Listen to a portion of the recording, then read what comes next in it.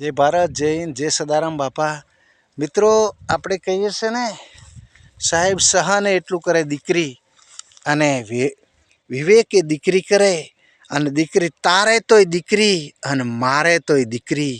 સારી દીકરી હોય તો એના બાપને ગોમના ગોદરે મૂસની ઓટીઓ સડાવીને ફરે ને એ દીકરી કહેવાય મિત્રો.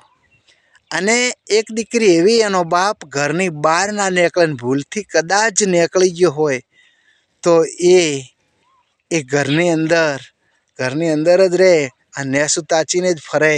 કારણ કે દીકરીએ સેચીને વાયુ છે. પલાળીને વાવો ને તો સાહેબ ઉગે, સેચેલું ના ઉગે. એમ દીકરીઓ લીધે દીકરી નહીં હોતી.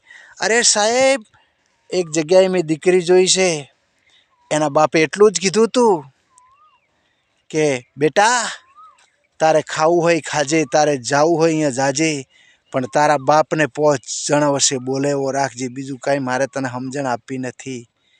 અને દીકરીના મા બાપ સાહેબ 2 વાર રોવે.